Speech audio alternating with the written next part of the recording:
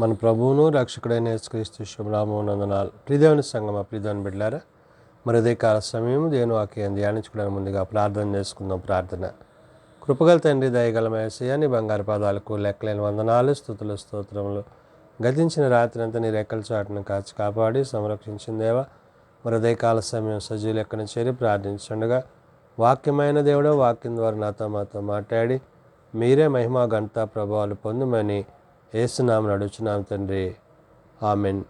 ప్రియదేవుని సంగమా, ప్రియదేవుని బిడ్డల, నేడుదములకు ఏర్పాటు చేయని దినవాక్య భాగము త్రిత్వము తరువాతి 11వ ఆదివారంకి ఏర్పాటు చేయబడిన సువార్త వాక్య భాగము లూకా సువార్త 7వ అధ్యాయము 36 నుంచి 50 వరకు ఈ విధంగా రాయబడినవి. త్రిత్వము తరువాతి 11వ ఆదివారంకి ఏర్పాటు చేయబడిన సువార్త వాక్య భాగము లూకా సువార్త 7వ అధ్యాయము 36 నుంచి 50 వచనములు ఈ విధంగా రాయబడినవి. పరిసయ్యులలో ఒకడు తనతో కూడా భోజనము చేయవలెనని ఆయనను అడిగాను. ఆయన ఆ పరిసయ్యుని ఇంటికి వెళ్ళి భోజన పంక్తిని కూర్చుండగా, ప్రియదేవుని సంగమా, ప్రియదేవుని బిడ్డలారా, యేసుక్రీస్తు ప్రభువారు పరిచర్య చేస్తున్న దినాలలో ప్రభువుని ఆహ్వానించిన పరిసయ్యుని కుటుంబము, అంటే ప్రభువుని ఆహ్వానించడం ద్వారా, ప్రభువుని ప్రేమించడం ద్వారా ప్రభు యొక్క చిత్తాన్ని ఎరిగిన వారై మనం ఉండాలి. అయితే అనేకులు ప్రభు యొక్క ప్రేమను ఎరిగిన వారై ఉన్నప్పటికీ వారి హృదయమందును వారి ప్రవర్తన యందును మార్పు లేని వారుగా కొందరున్నారు.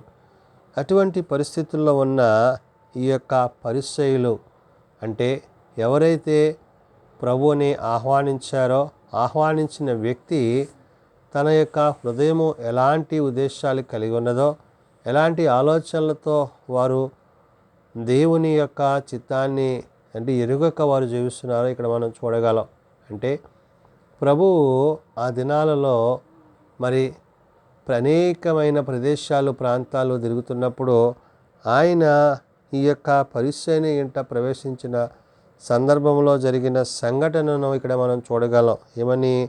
పరిసయ్యులలో ఒకడు తనతో భోజనము చేయవలెనని ఆయనను అడిగాను. మరి ప్రభువుని అడిగాడు, ఏమని? ప్రభువా, నువ్వు నాతో భోజనం చేయాలి అని ప్రభువుని అడిగి ప్రభువుని తన ఇంట చేర్చుకున్నాడు. ఆయన ఆ పరిసయ్యుడు ఆ ఇంటకు వెళ్ళి భోజన పంక్తిని కూర్చుండగా, మరి అతడు కోరినప్పుడు ప్రభు కాదనక ఆ పరిసయ్యుని ఇంటికి వెళ్ళి ఆయన ఆ యొక్క భోజన పంక్తిని కూర్చున్నప్పుడు ఆ ఊరిలో ఉన్న పాపాత్మురాలైన ఒక స్త్రీ యేసు పరిసయ్యుని ఇంట భోజనమునకు కూర్చుంటున్నాడని తెలుసుకొని ఒక బుడ్డెలో అతరు తీసుకొని వచ్చి వెనుక తట్టు ఆయన పాదముల వద్ద నిలబడి ఏడ్చుచు కన్నీళ్లతో ఆయన పాదములను తడిపి తన తల వెంట్రుకలతో తుడిచి ఆయన పాదములు ముద్దు పెట్టుకొని ఆ అత్తరు వాటికి పూసెను. మరి ప్రభువు ఆ యొక్క కుటుంబములో ఎవరైతే తను ఆహ్వానించిన పరిసయ్యుడు ఉన్నాడో ఆ కుటుంబంలో ప్రభువు నాడనే విషయాన్ని ఎరిగిన ఆ స్త్రీ తన పాపములను బట్టి, తన అతిక్రమములను బట్టి ప్రభువు చెంత క్షమాపణ పొందాలన్న ఉద్దేశముతో మరి ప్రభువు ఉన్న ఆ ఇంట ప్రవేశించి ఆమె ప్రభువుకి అనేక విధాలుగా పరిచర్య చేస్తుంది. ఏం చేస్తుంది? ఆ స్త్రీ ఏం చేస్తుంది? యేసు పరిసయ్యుని ఇంట భోజనం కూర్చున్నాడని తెలుసుకొని ఒక బుడ్డెలో అత్తరు తీసుకుని వచ్చి అంటుంది. అంటే ప్రభువుకి పుయ్యాలన్న ఉద్దేశం కలిగిన ఆమె ఆ అత్తరు బుడ్డి ఆ యొక్క మరి ఆ సెంటును తీసుకుని రావటం జరిగింది. వెనుక తట్టు ఆయన పాదముల యొద్ద నిలవబడి, ప్రభువు పాదాల వైపు ఆమె నిలవబడి ఆమె ఏం చేస్తుందంట? ఏడ్చుచు కన్నీళ్లతో ఆయన పాదములను తడిపి తన తల వెంట్రుకలతో తుడిచి అంటుంది. తన పాదాలను, ప్రభు యొక్క పాదాలను, ఆ పాదాల వైపు నిలవబడిన ఆ స్త్రీ తన కన్నీరుతో ఆయన పాదాలను తడుపుతూ మరి తన తల వెంట్రుకలతో ఆయన పాదాలను తుడుస్తుంది. అంటే తగ్గింపు కలిగిన స్త్రీగా, ప్రభు చెంత క్షమాపణ కొరకు కనిపెడుతున్న స్త్రీగా మనం ఈ యొక్క స్త్రీని చూడగలము.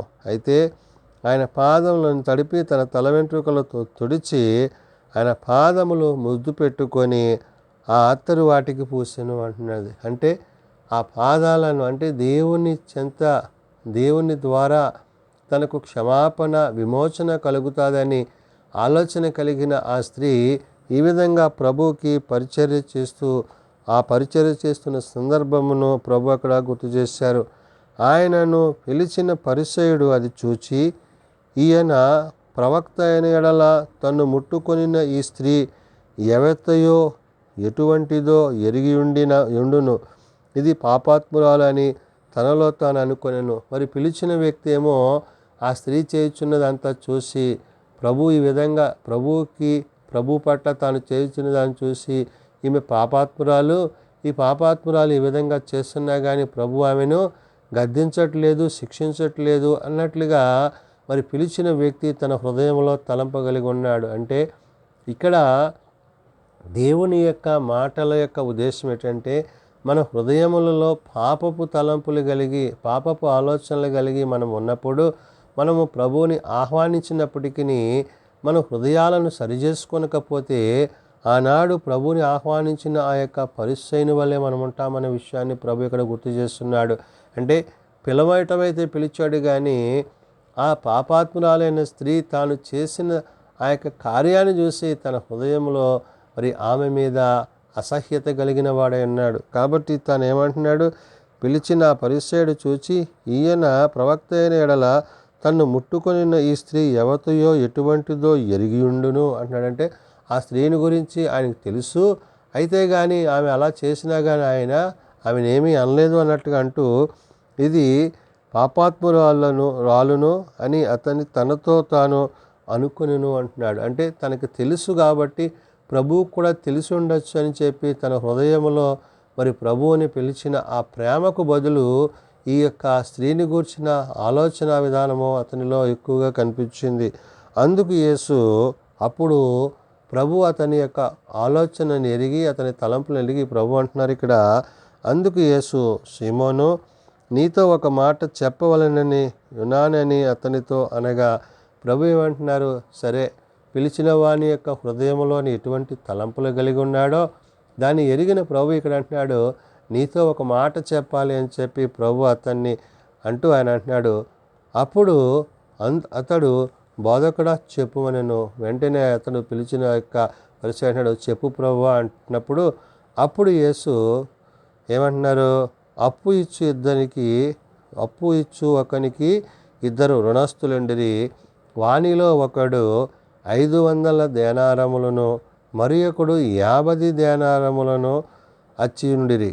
ఆ అప్పు తీర్చుటకు వారి యొద్ద ఏమీయూ లేకపోయెను గనుక అతడు వారిద్దరిని క్షమించెను. కాబట్టి వీరిలో ఎవడు అతని ఎక్కువగా ప్రేమించునో చెప్పుమని అడిగాను. అంటే ప్రభు ఇక్కడ అతని హృదయాన్ని, ఆ పరిసయ్యుని హృదయాన్ని ఎరిగిన ప్రభు ఏమంటున్నారు, ఒక వ్యక్తి ఉన్నాడు, ఆ వ్యక్తి ఇద్దరికి అప్పిచ్చాడు, అయితే అది 50 దేనారములు ఒకరికి ఇచ్చాడు, ఒకరికేమో 500 దేనారాలు ఇచ్చాడు.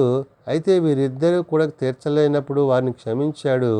ఇటువంటి సందర్భంలో వారు ఎవరు అంటే ఎక్కువగా ప్రేమింపబడ్డారు అని ప్రభు అతన్ని ప్రశ్నించినప్పుడు, అందుకు సీమోను, అతడు ఎవనికి ఎక్కువ క్షమించునో వాడే అని నాకు తోచుచున్నదని చెప్పగా, ఆయన నీవు సరిగానే యోచించితివని అతనితో చెప్పాను. అంటే ఇక్కడ ఏమంటున్నాడు, ఎవరైతే ఎక్కువ తీసుకున్నారో మరి తీర్చలేని వారు ఇద్దరైనప్పటికీ ఆ ఎక్కువ తీసుకున్నవాడే మరి అనే విషయాన్ని ప్రభుతో అక్కడ చెప్పినప్పుడు, ప్రభు నువ్వు సరిగానే యోచించావు అంటే ఏంటి, నీ ఆలోచన విధానంలో ఉన్న మార్పు ఏదైతే ఉందో, నీ తలంపులు ఏవైతున్నావో, నువ్వు పిలిచితివి కానీ నీ ప్రవర్తన విధానములో మార్పు లేని స్థితిని ప్రభు అక్కడ అతనికి గుర్తు చేసినప్పుడు ఆ స్త్రీ వైపు తిరిగి సీమోనుతో ఇట్లనెను, ఈ స్త్రీని చూచుచున్నావే, నేను నీ ఇంటిలోనికి రాగా నీవు నా పాదములకు నీళ్ళు ఇయ్యలేదు, కానీ ఈమె తన కన్నీళ్లతో నా పాదములను తడిపి తన తల వెంట్రుకలతో తుడిచెను అంటుంది. అంటే ఆమె యొక్క విస్తారమైన పాపాలు, ఆమె ఏదైతే తన హృదయంలో ఏదైతే కలిగి ఉందో అనుకున్నదో దాన్ని చేయటంలో ఆమె ఏమాత్రము వెనుకడుగు వేయలేదు. అయితే నువ్వు నన్ను పిలిచావు కానీ కనీసముగా అంటే వచ్చినప్పుడు కాళ్ళు కడుక్కోవడానికి నీళ్లు కూడా ఇవన్నీ స్థితిలో నీవు ఉన్నావు అంటే ఇక్కడ పరిసయ్యుడు ఏంటంటే అందరి ముందు ప్రభువుని పిలిచి తన గొప్పవాడని అనిపించుకున్నాడు, కానీ తన హృదయంలో ఉన్న పరిస్థితి కాఠిన్యాన్ని ప్రభు ఇక్కడ గుర్తు చేసి అతనికి తెలియజేస్తూ, నీవు నన్ను ముద్దు పెట్టుకొనలేదు, కానీ నేను లోపలికి వచ్చినప్పటి నుండి ఈమె నా పాదములు ముద్దు పెట్టుకునుట మానలేదు అంటున్నాడు. అంటే ఏంటి? తాను ఏదైతే తన బలహీనత, తన పరిస్థితి ఏదైతే తాను ఎరిగిన్నదో దాని విషయంలో ఆ స్త్రీ విడుదల పొందాలని, క్షమాపణ పొందాలని ప్రభు పాదాల చెంత చేరి ఆమె ముద్దు పెట్టుకుంటున్న విధానము ఇవన్నీ కూడా ప్రభు అక్కడ అతనికి తెలియజేశారు. తెలియజేసి నీవు నూనెతో నా తల అంటలేదు, కానీ ఈమె నా పాదములకు అత్తరు పూసెను అంటున్నారు. అంటే ఆమె హృదయములో ఉన్న ఆ యొక్క వేదన ఏదైతే ఉందో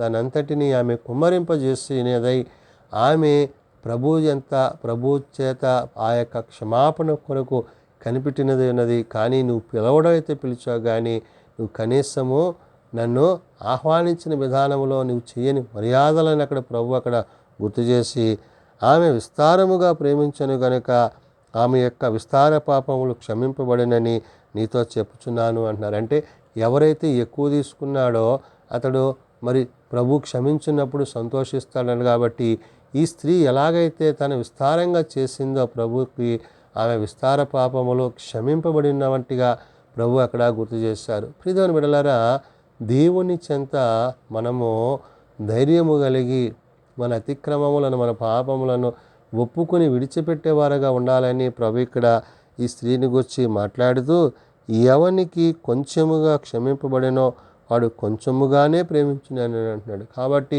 తన హృదయములో ఏదైతే ఆ పరిస్థితి కలిగి ఉన్నాడో దాన్ని ప్రభు అక్కడ గుర్తు చేసి ఆయనకు తెలియజేస్తూ, నీ పాపములు క్షమింపబడి ఉన్నవి అని ఆమెతో నేను ప్రభు అంటున్నాడు ఆ స్త్రీతో, నీ పాపాలు క్షమింపబడి. అంటే తన హృదయమందును ప్రవర్తన యందును ప్రభువును గురించి ఏదైతే కలిగి ఉన్నదో తనంతటి యొక్క హృదయాన్ని బట్టి తను చేసుకున్న ఆ యొక్క వేదనకరమైన పరిస్థితి ఏదైతే ఉందో దాన్ని బట్టి ప్రభు ఆ యొక్క స్త్రీని క్షమించడం జరిగింది.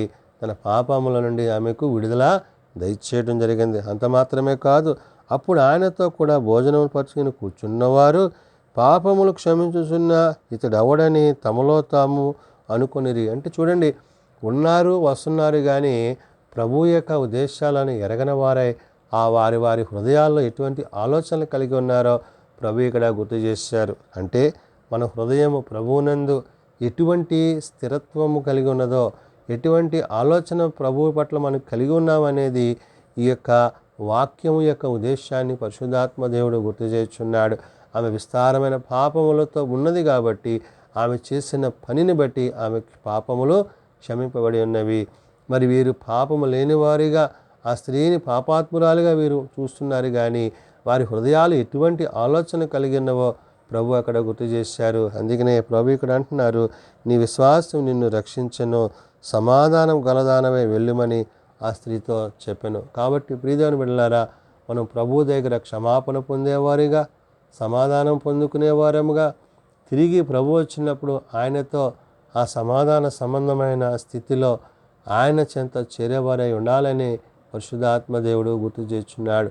కాబట్టి మనము మన అతిక్రమములను దాచిపెట్టుకొనక ఆ స్త్రీ ఎలాగైతే ప్రభు పాదాల చెంత వాటిని విడిచి ప్రభు దగ్గర క్షమాపణ పొందుకుందో, నేడు మనము క్రీస్తు యొక్క పాదాల చెంత చేరి ఆయన యొద్ద అట్టి క్షమాపణ పొందువారమై ఉండాలని ఉదయకాల సమయమున పరిశుద్ధాత్మ దేవుడు భక్తుడైన లూకా ద్వారా తెలియజేస్తున్న మాటలు ప్రార్థన చేసుకుందాం. ప్రేమగల తండ్రి, దయగల ప్రభువా, నీ బంగారు పాదాలకు వందనాలు. క్షమించుటకు సిద్ధ మనస్సు కలిగిన వాడు. అవును నాయన, పిలువబడిన మరి ఆ యొక్క వ్యక్తి అతడు ప్రేమించిన విధానానికి ఆ ఇంట ప్రవేశించిన ఆ స్త్రీ తను పాపాత్మురాలైనప్పటికీ నాయన తాను కలిగించిన ఆ యొక్క ప్రభువాని యొక్క నీ ఎడల తాను చూపిన ప్రేమను బట్టి ఆమె విస్తార పాపములను నీవు క్షమించి సమాధానం గలదానమై పంపించున్నావు. నేడు నాయన మేము మా పాపముల చేత, మా అతిక్రమముల చేత చనిపోయి ఉన్నాము. అయితే నాయన నీ యొద్దకు వచ్చి క్షమాపణ పొందుకుని విమోచన పొందుకుని నీతో సదాకాలము జీవించే స్థితి మేమందరము కలిగినటకు నాకు మీ కృప దయచేయండి.